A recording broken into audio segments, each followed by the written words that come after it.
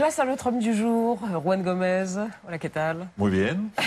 Il est parfait.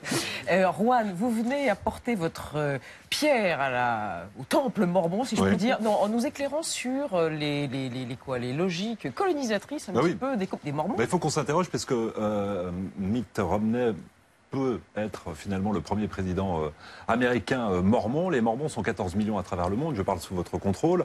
Plus de la moitié vivent aux États-Unis.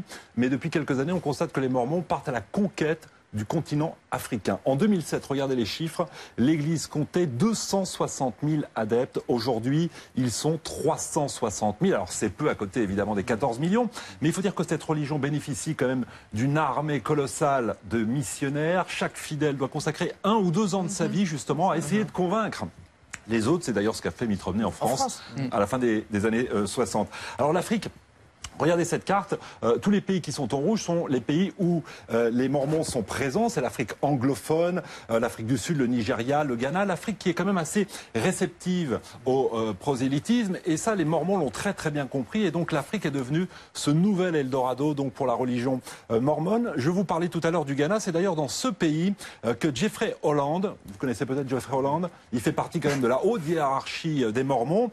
Il est membre du collège des 12 apôtres. C'est une sorte de gouvernement mormon. Et il a déclaré sur place en février dernier que ce continent était la nouvelle grande frontière. L'Afrique, a-t-il dit, comptera de plus en plus de temples mormons. Alors je ne sais pas s'il faut s'en inquiéter ou pas. En tout cas, l'Afrique est très réceptive et l'Église sait véritablement comment s'y prendre. Elle va par exemple participer à des campagnes de vaccination. Elle sait aussi financer des prêts pour les étudiants. Regardez ce Malien, il a su bénéficier d'un de ces prêts. Il a réussi à obtenir une bourse pour aller étudier dans une prestigieuse université mormone. Et à son retour au Mali, il s'est présenté aux élections municipales. Il a remporté ces élections et cette année, il était candidat à l'élection présidentielle. Ça signifie quoi? Ça veut dire que les Mormons, finalement, veulent former la future élite africaine. Et paradoxalement, quand on regarde la hiérarchie des Mormons, il n'y a qu'un seul Africain. Il est kényan, il s'appelle Joseph Sitati. Il occupe la fonction de secrétaire d'État.